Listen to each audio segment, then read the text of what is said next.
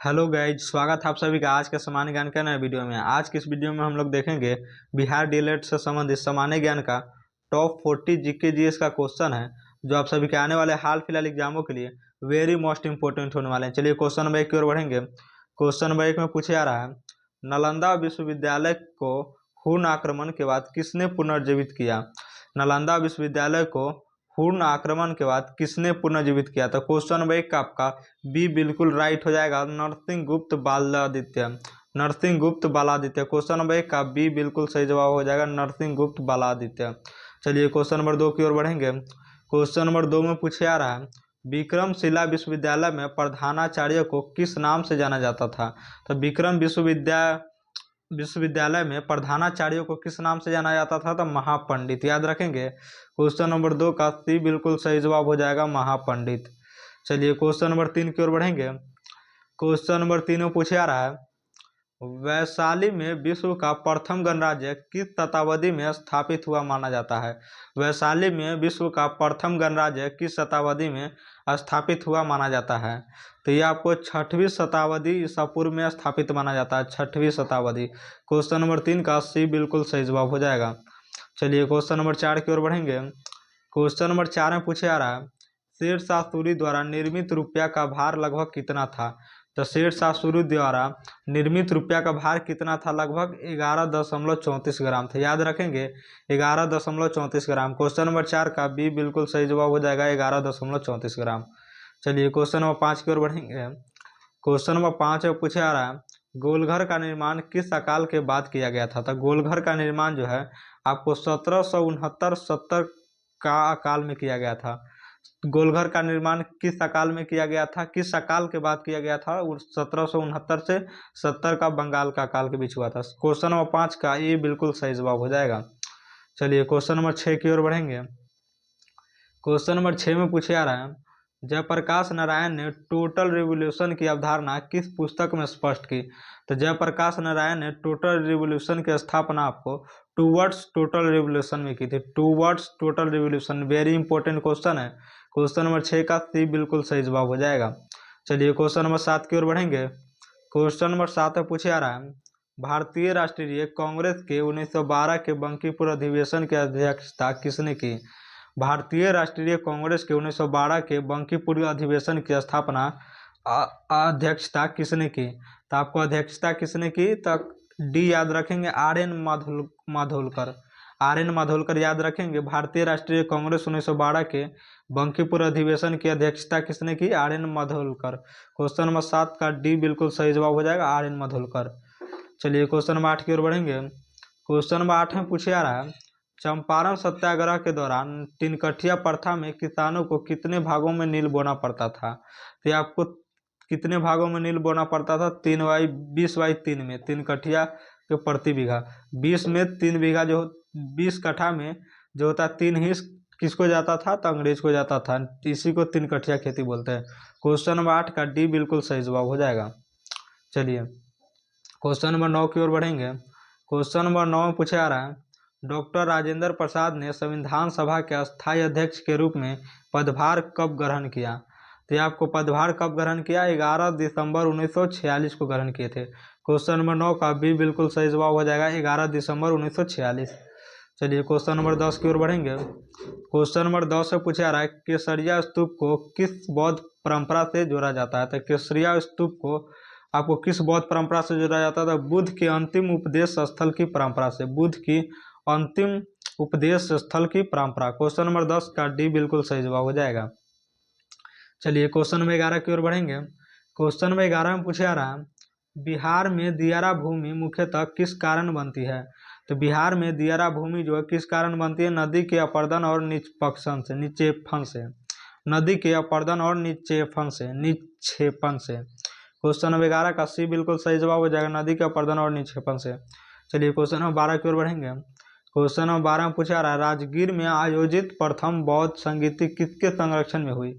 राजगीर में आयोजित प्रथम बौद्ध संगीति किसके संरक्षण में हुई।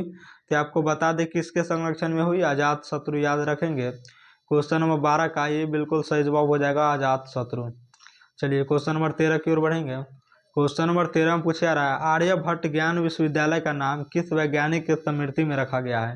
तो आर्यभट्ट ज्ञान विश्वविद्यालय का नाम आपको किस वैज्ञानिक के स्मृति में रखा गया है। तो आर्यभट्ट याद रखेंगे। क्वेश्चन नंबर 13 का सी बिल्कुल सही जवाब हो जाएगा आर्यभट्ट।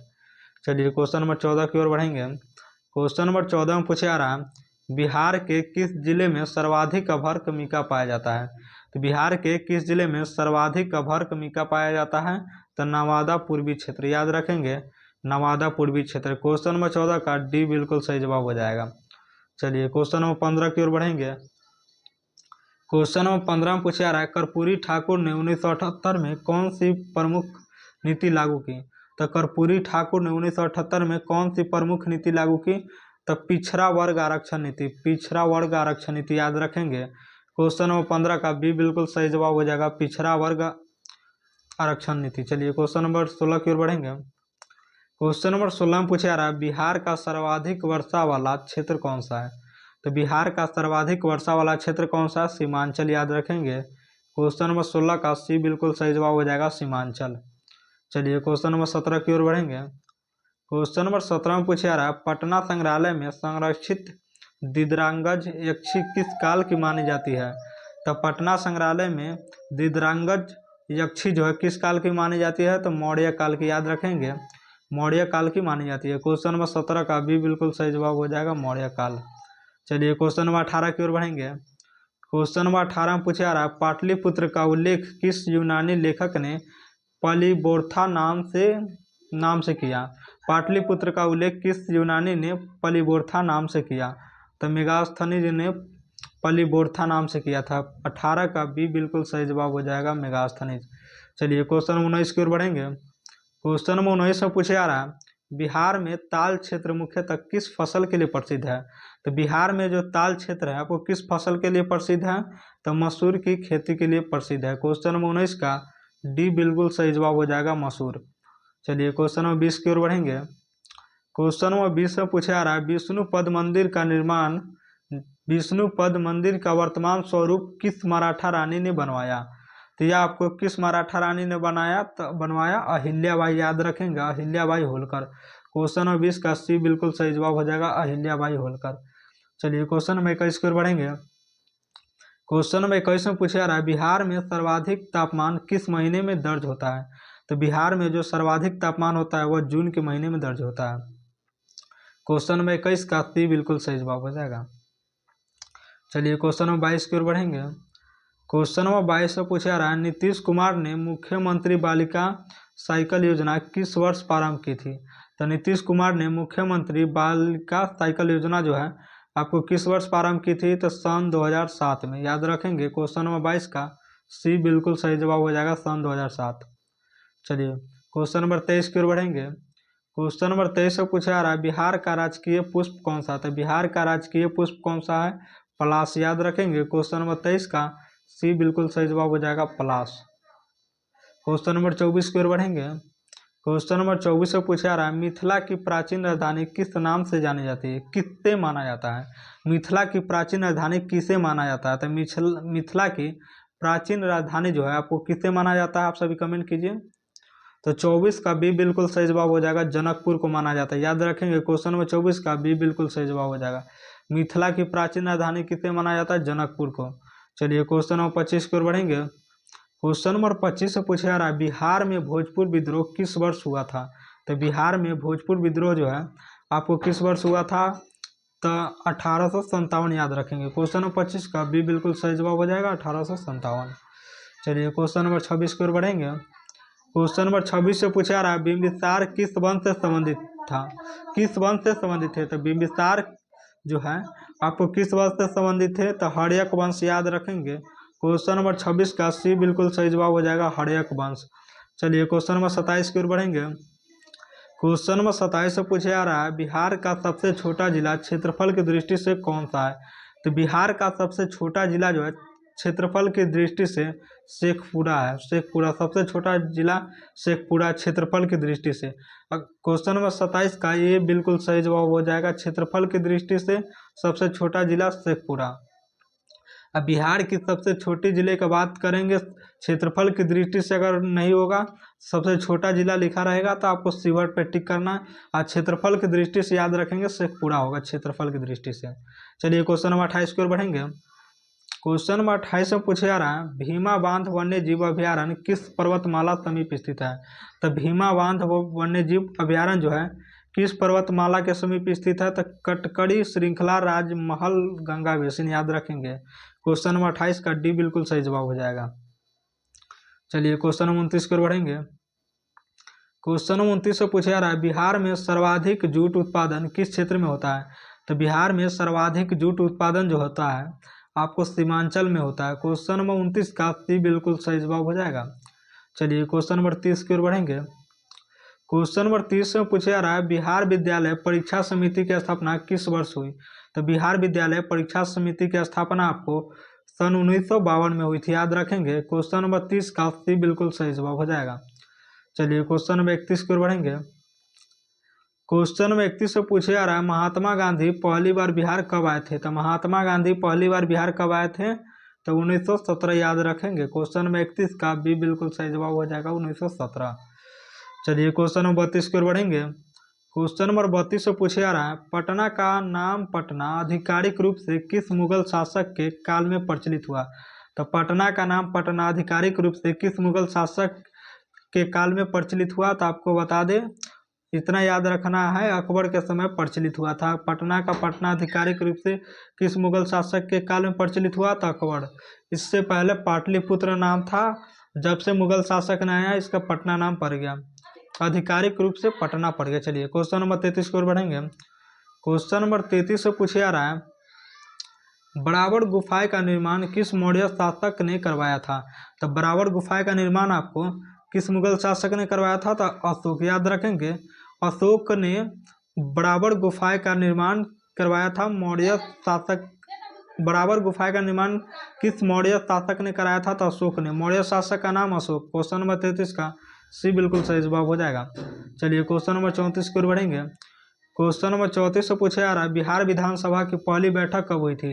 तो बिहार विधानसभा की पहली बैठक सन 1937 में हुई थी याद रखेंगे। क्वेश्चन नंबर 34 का भी बिल्कुल सही जवाब हो जाएगा सन 1937। चलिए क्वेश्चन नंबर 35 की ओर बढ़ेंगे। क्वेश्चन नंबर 35 से पूछा जा रहा है लालू प्रसाद यादव के मुख्यमंत्री कार्यकाल में बिहार का विभाजन किस वर्ष हुआ था। तो उनके कार्यकाल में बिहार विभाजन कब हुआ था। तो सन 2000 में याद रखेंगे। लालू प्रसाद यादव के मुख्यमंत्री कार्यकाल में बिहार का विभाजन सन 2000 में हुआ था। क्वेश्चन नंबर 35 का सी बिल्कुल सही जवाब हो जाएगा। चलिए क्वेश्चन नंबर 36 की ओर बढ़ेंगे। क्वेश्चन नंबर 36 से पूछा जा रहा है सीमांचल क्षेत्र में मुख्य रूप से कौन सी मिट्टी पाई जाती है। तो सीमांचल क्षेत्र में मुख्य रूप से कौन सी मिट्टी पाई जाती है। जलोढ़ मिट्टी। क्वेश्चन नंबर 36 का सी बिल्कुल सही जवाब हो जाएगा। चलिए क्वेश्चन नंबर 37 की ओर बढ़ेंगे। क्वेश्चन नंबर 37 से पूछा जा रहा है डॉक्टर सच्चिदानंद सिन्हा संविधान सभा के अस्थायी अध्यक्ष कब बने। तो सच्चिदानंद सिन्हा संविधान सभा के अस्थायी अध्यक्ष कब बने थे। तो सन 9 दिसंबर 1946 को बने थे। 9 दिसंबर 1946 से याद रखेंगे। क्वेश्चन नंबर 37 का ये बिल्कुल सही जवाब हो जाएगा। चलिए क्वेश्चन नंबर 38 की ओर बढ़ेंगे। क्वेश्चन नंबर 38 से पूछा जा रहा है सोनपुर मेला का ऐतिहासिक संबंध किस नदी के संगम से है। काफ़ी इंपॉर्टेंट है। सोनपुर मेला का ऐतिहासिक संबंध जो है किस नदी के संगम से है। तो आपको बता दें गंगा और गंडक याद रखना है, गंगा और गंडक। क्वेश्चन नंबर 38 का सी बिल्कुल सही जवाब हो जाएगा। क्वेश्चन नंबर 39 की ओर बढ़ेंगे। 39 से पूछा जा रहा है नालंदा महावीर को यूनेस्को विश्व धरोहर सूची में किस वर्ष शामिल किया गया था। तो यह आपको किस वर्ष शामिल किया गया था। सन 2016 में नालंदा महावीर को यूनेस्को विश्व धरोहर में सन 2016 को सूची में शामिल किया गया था। क्वेश्चन नंबर 39 का सी बिल्कुल सही जवाब हो जाएगा। चलिए क्वेश्चन नंबर 40 की ओर बढ़ेंगे। क्वेश्चन नंबर 40 में पूछा जा रहा है कर्पूरी ठाकुर द्वारा लागू कर्पूरी फार्मूला किससे संबंधित था। तो कर्पूरी ठाकुर द्वारा लागू कर्पूरी फार्मूला जो है पिछला वर्ग आरक्षण में उपवर्गीकरण से है। क्वेश्चन नंबर 40 का सी बिल्कुल सही जवाब हो जाएगा।